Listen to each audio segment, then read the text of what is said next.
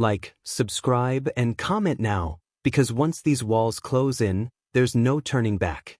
This story doesn't let go. The fog rolled in heavy over San Francisco Bay, thick enough to swallow the moon, thick enough to hide a miracle or a death. Guards at Alcatraz Federal Penitentiary were already moving when the first scream cut through the night. Cell Block B, morning count had gone wrong. 3 men were missing. Frank Morris, John Anglin, Clarence Anglin. Their cells looked normal at first glance, beds neatly tucked, blankets shaped into convincing human forms. But when a guard reached out and touched one, the head rolled off the pillow and shattered on the concrete. Papier-mâché, toothpaste, painted hair stolen from the barbershop floor. The silence that followed was worse than the alarm. Behind the sinks, vents had been chewed open with spoons. Above the cells, a hidden workshop had been carved out of dust and darkness. Raincoats, dozens of them, had been stitched together into a crude raft. A concertina had been fashioned to inflate it. At 11:30 p.m., during a storm strong enough to tear boats from their moorings, the 3 men had vanished into the black water. Officially, the case moved fast. The FBI said the bay would kill them. Hypothermia. Currents. Sharks, if the headlines needed drama. But inside the files, doubt crept in like mold. No bodies surfaced. No raft fragments washed ashore, except one scrap of rubber weeks later, too small to tell a story. And then there were the whispers. A car stolen in Florida, a family in Brazil who claimed they'd taken a photograph of 2 brothers who looked an awful lot like the Anglins. Detective Harold Brennan wasn't assigned to Alcatraz. He worked missing persons in New Jersey. But 3 months after the escape, a letter crossed his desk with no return address and a postmark smeared into nothing.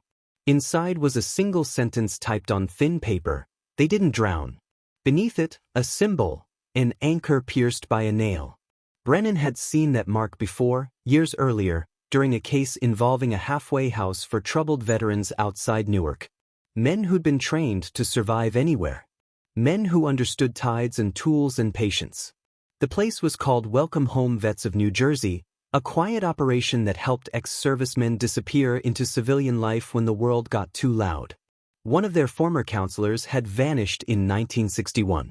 His specialty? Improvised survival gear. Brennan flew west. At Alcatraz, he walked the cell block, ran his fingers over the vent edges, imagined the men crawling through the ceiling while the island slept. He stood on the shoreline and watched the currents collide like fists. It was survivable, if you knew when to go, where to aim, and how to stay silent. Then the second letter arrived. This one came through diplomatic mail by mistake, routed through a consulate in Southeast Asia before being forwarded back to the States. Inside was a prison intake log, photocopied and folded tight. Kwang Central Prison, Thailand. The Bangkok Hilton. A place where men disappeared slowly, where death row meant years of waiting and isolation. One name was circled in red ink, not Morris, not the Anglins, but a nickname Brennan recognized from the Welcome Home files. A man rumored to have brokered safe passage, forged identities, and traded secrets between prisons on opposite sides of the world. At the bottom of the page, scrawled in a shaky hand, were 3 words that didn't belong in an intake log at all. The raft worked. But when Brennan requested access to the original Kwang records, the response came back cold and final. The file had been sealed. And the man who signed the order? He'd been stationed at Alcatraz in 1962. The heat hit Brennan the moment he stepped off the plane in Bangkok, a suffocating wall that smelled of diesel, sweat, and rain-soaked concrete. It was nothing like the cold, surgical air of Alcatraz, but the feeling was familiar. This place was built to break men slowly. Kwang Central Prison rose from the outskirts of the city like a scar that refused to heal. Tall walls stained with decades of monsoon rain. Guard towers with rifles resting casually against sandbags. Inside, men waited years to die, their sentences measured not in days, but in how long hope could survive. Brennan wasn't officially on the case. The Bureau had denied his request for international cooperation within hours. Too old. Too speculative. Too political. But the sealed file, the intake log, and the signature from a former Alcatraz officer had tied this mystery into something darker than a prison escape. Someone had helped those men vanish, and someone powerful had followed them. A Thai corrections official named Somchai agreed to meet him after dark, away from the prison grounds. They sat beneath a flickering streetlight as scooters buzzed past like insects. Somchai spoke softly, eyes never still. "Records disappear here," he said. "Especially when names are supposed to be forgotten." The circled intake belonged to an American national arrested under an alias 5 years earlier. No trial. No embassy visit. No execution date. Death row, indefinite isolation. The nickname in the file matched Brennan's memory exactly, a fixer who once bragged that walls were just puzzles waiting for patient hands. "Has he spoken?" Brennan asked. Somchai shook his head.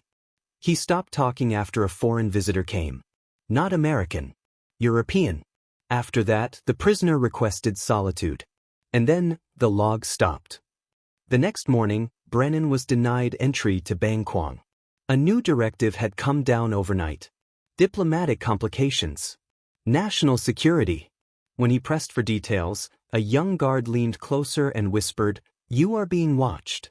That afternoon, Brennan returned to his hotel to find the door unlatched. Nothing appeared stolen. His bag sat exactly where he'd left it. But the bathroom mirror was fogged, as if someone had just showered.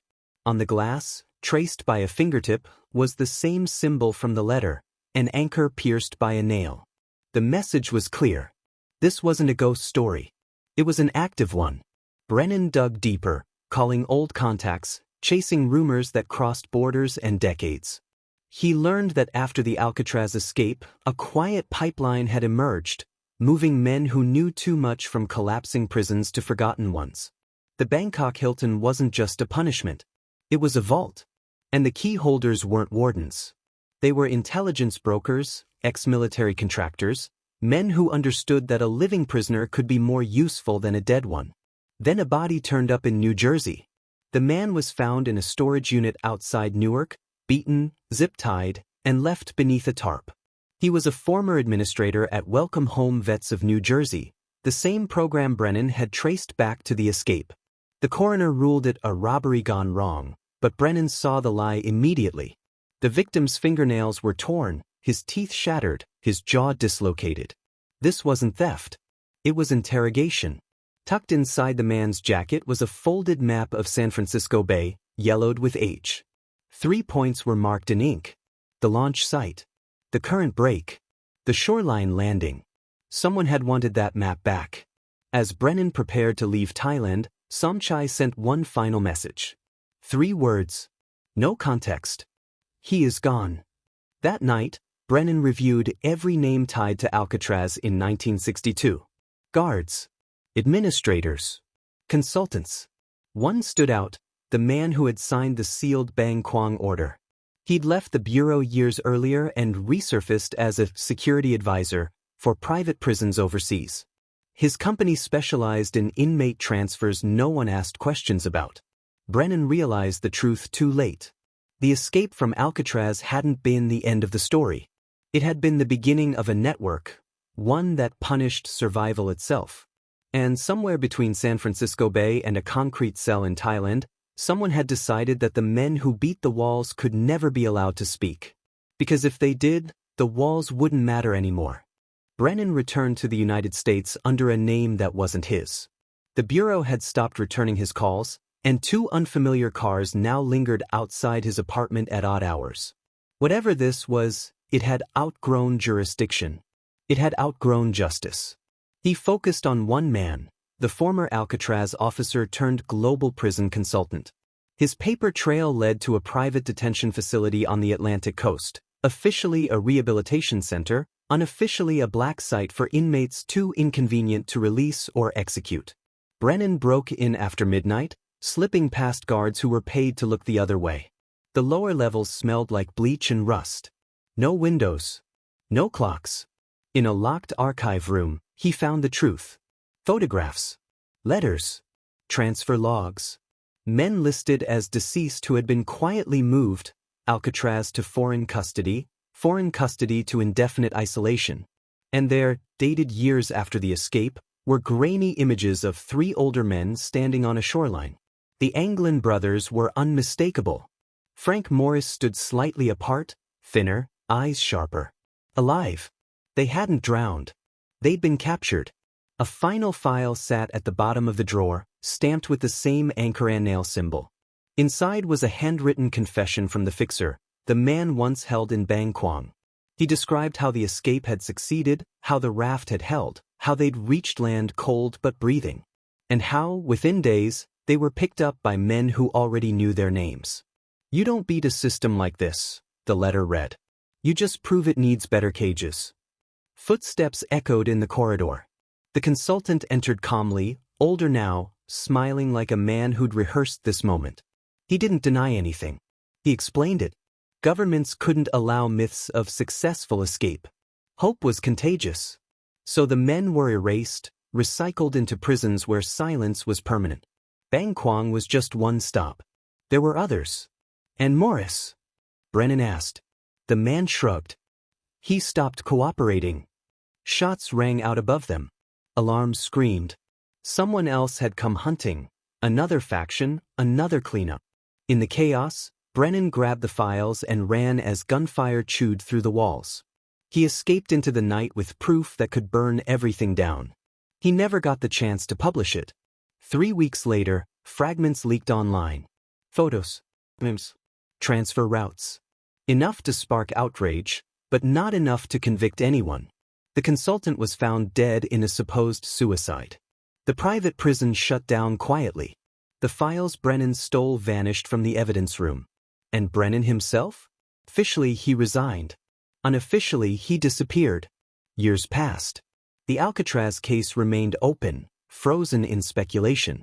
The Bangkok Hilton kept its secrets. But once in a while, an investigative journalist would receive something strange, an envelope with no return address. Inside, a single-page photocopy. A transfer log. A shoreline photograph. A name crossed out in red. The last one arrived on a foggy morning in San Francisco. It showed an empty cell at Alcatraz, the vent behind the sink broken open. Beneath the image, someone had typed one final sentence. They built the strongest walls in the world, and still had to hide the truth. If this story pulled you in, stay close. There are more walls like these, and not all of them are finished falling.